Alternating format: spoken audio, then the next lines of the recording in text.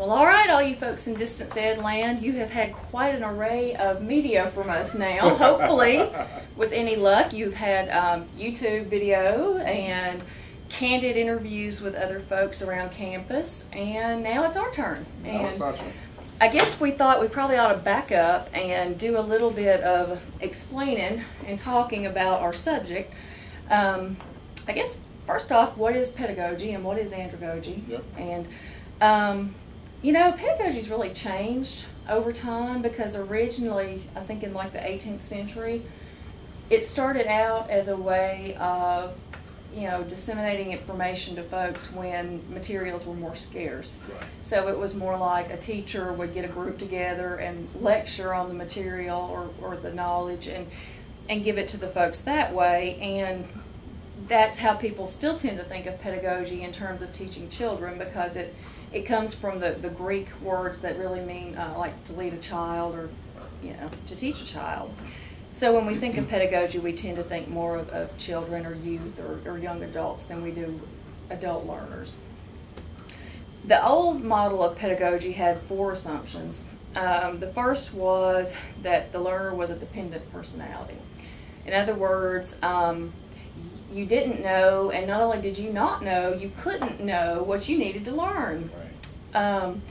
Then the second assumption was that learning needed to be subject-directed. You know, heaven forbid you go out and look for answers on your own or ask questions. It had to be English or math, or, you know, broken down by subject. Right.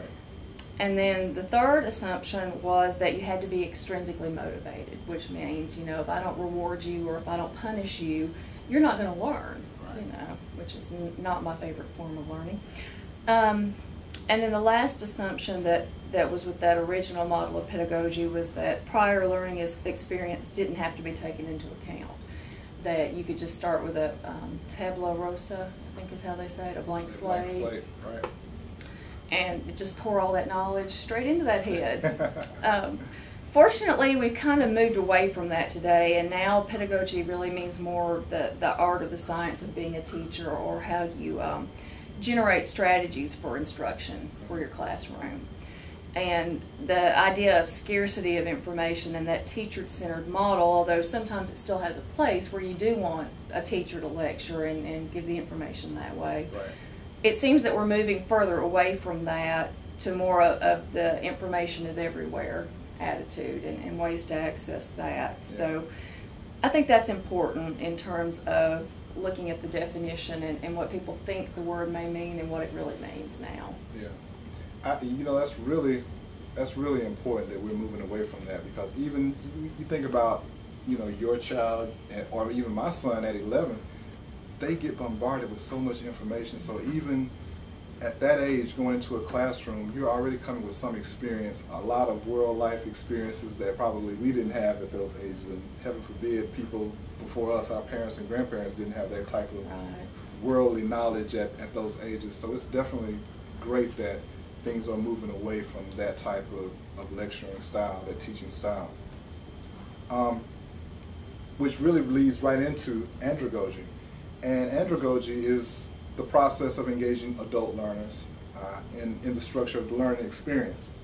And it was a term that was first coined in 1833 by a German school teacher, Alexander Kapp, and he used it to describe the educational paradigm that was employed by the Greek philosopher Plato. And it's really interesting, you know, there was an article I read that spoke about which came first, pedagogy and andragogy.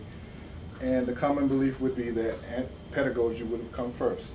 But when you're looking at philosophers like Plato, Socrates, even with historical figures also like Jesus and other religious figures, they weren't teaching children, they were teaching adults. Right. And one of the main ways that they taught was through presenting a problem to a group, sometimes in parables, sometimes in other forms, and this group being able to sit down and solve this problem. And they're relying on their own experiences, they're relying on a need to know this information. And that kind of leads more into the assumptions that have come about because of andragogy. leading into the assumptions of andragogy, those assumptions pretty much came about because of Malcolm Knowles, who was a American teacher. You know, the term of andragogy never really caught on until he brought it here to America and did extensive work with it and developed it into a theory of adult education. It's because it's hard to say. It's hard to say. But when Mr. Knowles brought it here, he came and brought it with 6 basic assumptions. And some of those assumptions have been kind of tweaked assumptions that he probably borrowed from pedagogy, but he put them in the context of working with adults. And the first assumption was the need to know.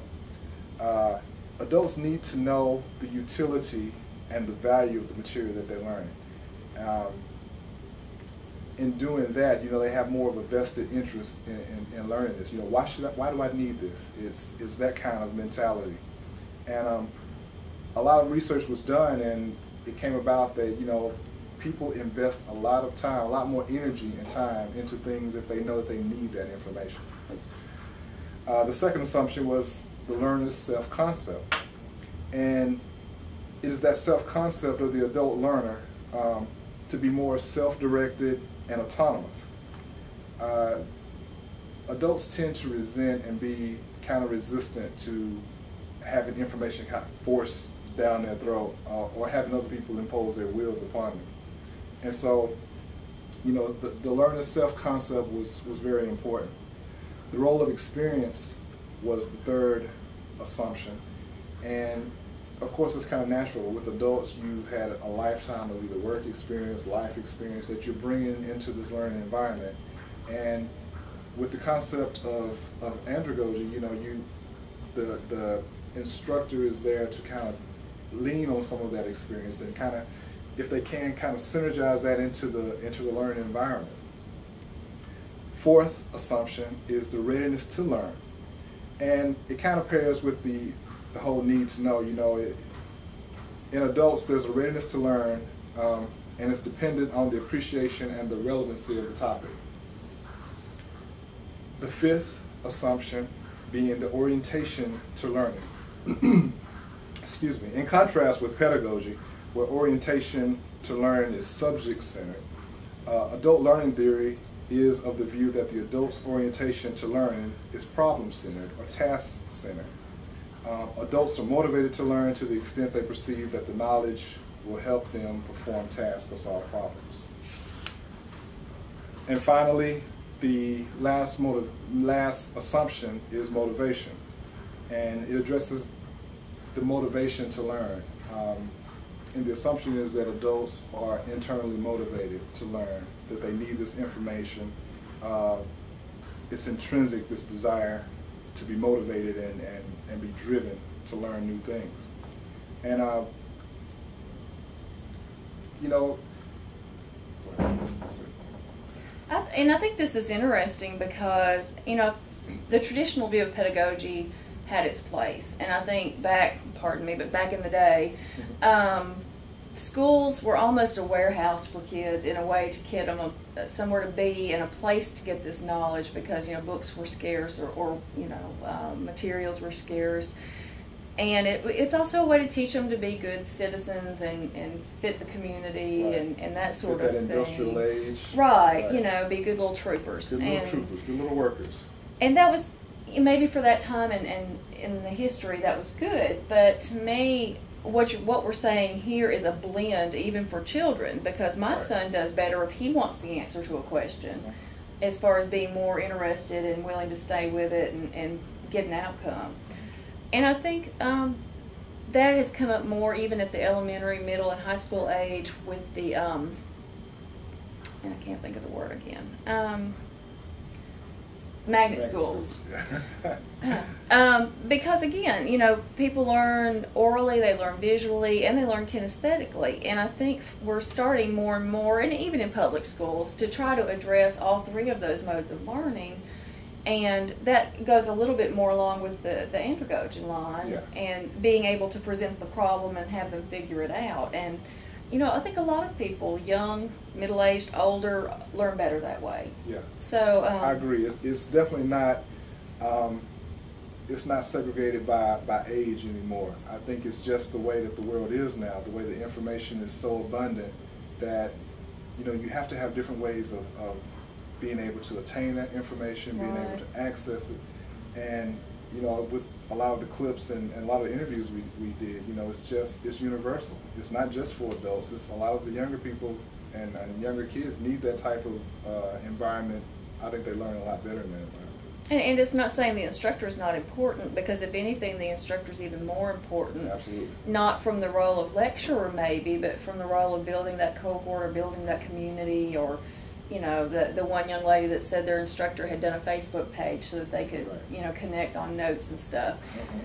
You know, that's great. I mean, and that's a perfect example of how the teacher can still be the leader in the classroom without necessarily being the center of everything. You know, letting the students have some control, which I think maybe the hardest part is giving up that control. I think it is that's definitely one of the hardest parts. One of the articles that I read, one of the professors stated that, you know, he's learned to not be the sage on stage, but he's now the guide on side. There you go. He's guiding the students in this learning experience and learning environment.